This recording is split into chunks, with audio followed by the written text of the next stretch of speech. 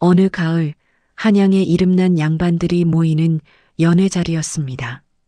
이날 연회에는 새로 부임한 암행어사 한겸도 자리하고 있었습니다. 술과 풍악이 어우러지는 흥겨운 자리였고 한겸은 한쪽에 앉아 잔을 기울이며 사람들의 대화에 귀를 기울이고 있었습니다. 그런데 기생들이 들어와 춤과 노래로 자리를 흥겹게 하던 중 한겸의 손에서 술잔이 미끄러져 바닥에 떨어졌습니다. 쨍그랑 소리가 났지만 한겸은 그 소리조차 듣지 못한 듯 한 곳만을 바라보고 있었습니다. 옆자리에 앉은 사람이 괜찮으냐고 물었습니다. 한겸은 아무 말도 하지 못했습니다. 그의 시선은 노래를 부르는 기생 한 명에게서 떠나지 않았습니다. 그 기생의 얼굴을 한겸은 정확히 13년 전에 마지막으로 보았습니다. 도대체 이 두 사람은 어떤 사이였으며 13년 동안 무슨 일이 있었던 것일까요? 이야기는 두 사람이 아직 어린아이였던 시절로 거슬러 올라갑니다. 한양 도성안 학문으로 이름난 두 양반 집안이 있었습니다. 하나는 한겸의 집안이었습니다. 한겸의 아버지는 조정에서 청렴하기로 이름난 관리였고 한겸은 어릴 때부터 글재주가 비범하여 주변 사람들의 기대를 한 몸에 받았습니다. 다른 하나는 윤참판의 집안이었습니다. 윤참판에게는 늦게 본 딸이 하나 있었는데 이름은 설아였습니다. 설아는 어릴 때부터 총명하고 다정한 아이였습니다. 글 공부는 따로 시키지 않았지만 아버지의 서재에서 책을 읽으며 자랑까닭에 또래보다 생각이 깊고 말이 조리 있었습니다. 두 집안은 오래전부터 가까이 지내는 사이였고 한겸과 설아는 자연스럽게 어릴 때부터 함께 자랐습니다. 한겸이 글 공부를 하러 윤참판의 집에 들르면 설아는 마당 한쪽에 앉아 그 모습을 가만히 지켜보았습니다. 한겸이 어려운 글귀를 막힘없이 외울 때면 설아는 손을 모으고 감탄했고 한겸은 그런 설아를 보며 괜히 더 큰 목소리로 글을 읽곤 했습니다. 두 사람이 10살을 넘기던 해 양가의 부모들은 자연스럽게 혼담을 나누었습니다. 두 아이가 자라면 혼인을 시키자는 이야기였습니다. 정식으로 정혼이 이루어진 것은 아니었지만 양가에서는 이미 그렇게 정해진 일처럼 여겼습니다. 한겸과 설아도 그 사실을 어렴풋이 알고 있었습니다. 어느 봄날 윤참판 집의 마당에 핀 매화나무 아래에서 두 사람은 나란히 앉아 있었습니다. 설아가 한겸에게 물었습니다. 우리가 정말 혼인을 하게 되는 것이냐고. 한겸은 얼굴이 빨개진 채로 고개를 끄덕였습니다. 설아는 웃으며 그렇다면 한겸이 과거에 급제하는 날 자신이 직접 매화나무 가지를 꺾어 머리에 꽂아주겠다고 했습니다. 한겸은 그 말을 가슴 깊이 새겼습니다. 그렇게 시간이 흘러 두 사람은 17이 되었습니다. 정식으로 혼례를 치를 날도 머지않아 보였습니다. 그런데 그해 가을 윤참판의 집안에 큰 변고가 일어났습니다. 당시 조정에는 윤참판과 오랫동안 권력을 두고 대립해온 인물이 있었습니다. 조대감이라는 자였습니다. 조대감은 권세를 키우는데 윤참판이 늘 걸림돌이었습니다. 윤참판은 청렴하고 강직한 성품으로 조정 내에서 신망이 높았고 조대감의 부정한 행적을 여러 차례 지적해온 인물이었습니다. 조대감은 윤참판을 제거할 기회를 오랫동안 엿보고 있었습니다. 그러던 중 조대감은 한 가지 계략을 꾸몄습니다. 변방에서 올라온 굴량미 장부에 손을 대어 일부 굴량미가 빠져나간 흔적을 만들어 놓은 것이었습니다. 그리고 그 책임을 윤참판에게 돌렸습니다. 당시 윤참판이 굴량 관리를 잠시 감독했던 적이 있다는 점을 이용한 것이었습니다. 조정의 굴량미 횡령의 의혹이 제기되자 윤참판은 강하게 부인했습니다. 그러나 조대감 쪽에서 미리 준비해둔 증거들이 속속 제시되었고 윤 참판은 제대로 변론할 기회조차 얻지 못했습니다. 결국 윤 참판은 모든 관직을 박탈당하고 가산을 몰수당했으며 변방으로 유배를 떠나게 되었습니다. 유배를 떠난 윤 참판은 그 해를 넘기지 못하고 그곳에서 병으로 세상을 떠났습니다. 집안이 무너지자 설아와 그 어머니는 살아갈 길이 없었습니다. 몰수당한 재산은 돌이킬 수 없었고 죄인의 가족이라는 낙인 때문에 친척들조차 등을 돌렸습니다. 설아의 어머니는 결국 빚을 갚는 조건으로 설아를 기방에 보내야 했습니다. 설아의 나이 17, 한겸과 혼례를 앞두고 있던 바로 그의 일이었습니다. 한겸의 집안에서는 이 소식을 듣고 큰 충격에 빠졌습니다. 정혼이 알려진 상태에서 죄인의 집안과 사돈을 맺는다는 것은 한겸의 앞날에 치명적인 영향을 줄 수 있는 일이었습니다. 한겸의 아버지는 고심 끝에 정혼을 파기하는 쪽으로 결정을 내렸습니다. 한겸은 그 결정을 듣고 거세게 반발했습니다. 어떻게 그럴 수 있냐고, 설아가 무슨 죄가 있느냐고 했습니다. 그러나 한겸의 아버지는 단호했습니다. 지금은 한겸 개인의 감정보다 집안 전체의 앞날이 더 중요한 시기라고 했습니다. 그리고 한 가지를 덧붙였습니다. 설아를 진심으로 생각한다면 오히려 지금 정혼을 끊는 것이 그 아이에게도 나은 길일 수 있다고 했습니다. 죄인 집안의 딸과 정혼한 상태로 묶여 있다면 설아의 앞날 역시 더 어두워질 수 있다는 것이었습니다. 한겸은 며칠 동안 식음을 전폐했습니다. 그러나 결국 아무것도 할 수 없었습니다. 설아를 직접 찾아가 만나는 것조차 허락되지 않았습니다. 한겸은 그저 멀리서 설아의 집안이 무너지고 설아가 어디론가 끌려가는 모습을 지켜볼 수밖에 없었습니다. 그 후로 한겸은 설아의 소식을 전혀 듣지 못했습니다. 한겸은 더욱 독하게 글 공부에 매달렸습니다. 마치 그렇게 하지 않으면 견딜 수 없다는 듯이 몇 해 후 한겸은 과거에 급제했고 집안에서 정해준 다른 여인과 혼인했습니다. 시간이 흐르면서 한겸은 설아에 대한 기억을 마음 한구석에 묻어두고 살아갔습니다. 그렇게 13년이 지났습니다. 한겸은 과거 급제 후 여러 관직을 거쳐 마침내 암행어사로 임명되었습니다. 지방의 부정과 비리를 직접 조사하는 일이었습니다. 그날 연회는 한겸이 한양에 잠시 올라와 있던 중에 열린 자리였습니다. 별다른 기대 없이 참석한 자리였습니다. 그런데 노래를 부르며 들어온 기생의 얼굴을 보는 순간 한겸의 손에서 술잔이 떨어졌습니다. 세월이 흘러 얼굴은 변했지만 한겸은 한눈에 알아보았습니다. 설아였습니다.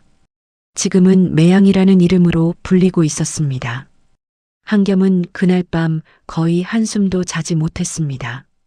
머릿속에는 수많은 생각이 떠올랐습니다. 설아가 어떻게 그곳까지 흘러들어왔는지, 그동안 어떻게 살아왔는지, 자신을 알아보았는지, 그리고 한 가지 생각이 한겸의 마음을 가장 무겁게 짓눌렀습니다. 자신이 그때 아무것도 하지 못했다는 사실이었습니다. 다음 날 한겸은 사람을 시켜 매양에 대해 조용히 알아보았습니다. 매양은 그 기방에서도 손꼽히는 명성을 가진 기생이었지만 평소 말이 적고 다른 기생들과도 깊이 어울리지 않는 것으로 알려져 있었습니다. 어떤 사람들은 매양에게 한때 양반집 교수였다는 소문이 있다고도 했습니다. 그러나 정확한 사정을 아는 사람은 없었습니다. 한겸은 며칠을 고민한 끝에 결국 그 기방을 다시 찾았습니다. 이번에는 손님으로서가 아니라 직접 매양을 만나기 위해서였습니다. 방에 들어선 매양은 한겸의 얼굴을 보고도 표정이 크게 흔들리지 않았습니다. 오랜 세월 자신을 다스리는 법을 익힌 사람의 얼굴이었습니다. 매양은 차분하게 한겸에게 인사를 올렸습니다. 한겸은 한참 동안 말을 잇지 못했습니다. 긴 침묵 끝에 한겸이 먼저 입을 열었습니다. 그동안 어떻게 지냈는지 묻고 싶은 것이 많지만 어디서부터 물어야 할지 모르겠다고 했습니다. 매양은 잠시 한겸을 바라보다가 천천히 그동안의 이야기를 들려주었습니다. 아버지가 돌아가신 후 어머니와 함께 이곳저곳을 떠돌다가 결국 기방에 팔려왔다는 것, 처음 몇 해는 매일 밤 울었지만 어느 순간부터 우는 법을 잊었다는 것, 그리고 어머니는 몇 해 전 세상을 떠났다는 것까지 매양의 목소리는 끝까지 흔들리지 않았습니다. 마치 남의 이야기를 전하는 것처럼 차분했습니다. 한겸은 그 이야기를 들으며 고개를 들 수가 없었습니다. 자신이 과거에 급제하고 관직에 오르고 가정을 이루는 동안 설아는 이런 시간을 보내왔다는 사실이 가슴을 무겁게 눌렀습니다. 한겸은 매양에게 물었습니다. 자신을 원망하지 않았느냐고. 매양은 잠시 침묵하다가 처음으로 옅은 웃음을 지었습니다. 원망할 시간조차 없었다고 했습니다. 살아남는 것만으로도 매일이 버거웠다고 했습니다. 한겸은 그 자리에서 한 가지를 약속했습니다. 자신이 할 수 있는 일을 찾아보겠다고 했습니다. 매양은 그 말에 별다른 기대를 보이지 않았습니다. 이미 지나간 일이라고 이제는 바꿀 수 없는 것들이 많다고 했습니다. 그러나 한겸은 그날부터 한 가지를 조사하기 시작했습니다. 13년 전 윤참판이 받았던 그 죄목에 대한 것이었습니다. 암행어사라는 자리는 한겸에게 한 가지 권한을 주었습니다. 지방 관아의 옛 문서들을 직접 조사할 수 있는 권한이었습니다. 한겸은 13년 전 굴량미 사건과 관련된 변방 고을의 문서들을 추적했습니다. 처음에는 쉽지 않았습니다. 오래된 일이었고 당시 사건을 직접 다루었던 사람들 중 일부는 이미 세상을 떠났습니다. 그러나 한겸은 포기하지 않았습니다. 그러던 중 당시 굴량미를 운송했던 한 늙은 관리를 찾아낼 수 있었습니다. 이미 관직에서 물러나 시골에서 조용히 살고 있던 사람이었습니다. 한겸이 찾아가 그때의 일을 묻자 늙은 관리는 처음에는 모른다고 했습니다. 그러나 한겸이 자신의 신분을 밝히고 이미 죄를 받은 사람의 명예를 회복시키기 위한 일이라고 진심을 담아 말하자 늙은 관리는 오랫동안 마음에 담아두었던 이야기를 꺼냈습니다. 당시 굴량미 장부는 2차례에 걸쳐 옮겨졌는데 그 과정에서 장부의 일부가 다시 작성되었다는 것이었습니다. 그리고 그 제작성을 지시한 사람이 당시 조대감 쪽에서 보낸 사람이었다는 것이었습니다. 늙은 관리는 당시에도 이상하다고 생각했지만 윗사람의 지시였고 자신이 나설 자리가 아니라 여겨 입을 다물었다고 했습니다. 한겸은 이 증언을 바탕으로 더 깊이 파고들었습니다. 결국 당시 조대감이 보낸 사람의 흔적과 장부가 조작된 정황을 뒷받침하는 다른 문서들까지 찾아낼 수 있었습니다. 모든 것을 종합하면 굴량미 횡령은 윤참판이 아니라 조대감 쪽에서 꾸민 일이었고 그 책임을 윤참판에게 떠넘긴 것이었습니다. 한겸은 이 사실을 정리하여 조정에 보고했습니다. 이미 13년이 지난 일이었지만 명백한 증거가 새롭게 드러난 만큼 조정에서는 재조사에 나섰습니다. 그 사이 조대감은 이미 다른 사건들로도 여러 차례 논란이 있었던 인물이라 이번 일을 계기로 그의 과거 행적들이 함께 다시 들여다보아졌습니다. 결국 조대감은 관직에서 물러나고 가산의 일부를 몰수당하는 처분을 받았습니다. 그리고 윤참판에게는 비록 세상을 떠난 뒤였지만 누명을 벗고 명예를 회복하는 처분이 내려졌습니다. 몰수되었던 재산의 일부도 후손에게 돌려주라는 명이 함께 내려졌습니다. 이 소식이 매양에게 전해진 날, 매양은 오랫동안 아버지의 위패 앞에 앉아 있었다고 합니다. 며칠 후 매양은 기방을 떠날 수 있게 되었습니다. 아버지의 명예가 회복되면서 죄인의 가족이라는 낙인도 함께 사라졌기 때문입니다. 매양은 작은 재산을 받아 한양을 떠나 아버지가 한때 머물렀던 고향 근처의 조용한 마을로 갔습니다. 그곳에서 평범한 사람으로 살기를 원했습니다. 한겸은 매양이 떠나기 전 마지막으로 한 번 더 만났습니다. 두 사람은 이미 서로 다른 삶을 살고 있었고 그것을 되돌릴 수 없다는 것을 둘 다 알고 있었습니다. 그러나 그날 매양은 처음으로 한겸에게 진심으로 고맙다는 말을 전했습니다. 그리고 한 가지를 덧붙였습니다. 어릴 적 매화나무 아래에서 했던 약속은 지키지 못했지만 한겸이 지금 이렇게 해준 것으로 그 약속을 대신한 셈이라고 했습니다. 한겸은 그 말에 아무 대답도 하지 못했습니다. 다만 오랫동안 그 자리에 서서 매양이 떠나는 길을 지켜보았습니다. 훗날 한겸은 자신의 자리에서 억울한 누명을 쓴 사람들의 사연을 그냥 지나치지 않았다고 합니다. 13년 전 자신이 아무것도 할 수 없었던 그 무력함을 다시는 되풀이하지 않겠다는 마음 때문이었습니다.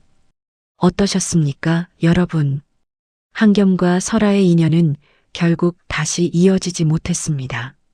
그러나 한겸이 13년 만에 한 일은 단순히 옛사랑을 되찾는 것보다 더 깊은 의미가 있었습니다. 한 사람의 명예와 그 사람이 잃었던 삶의 존엄을 되찾아준 것이었습니다. 사랑이라는 것이 꼭 두 사람이 다시 만나 함께하는 것만을 의미하지는 않는 것 같습니다. 누군가를 진심으로 생각하는 마음이 때로는 그 사람의 인생을 바로 세워주는 힘이 되기도 합니다.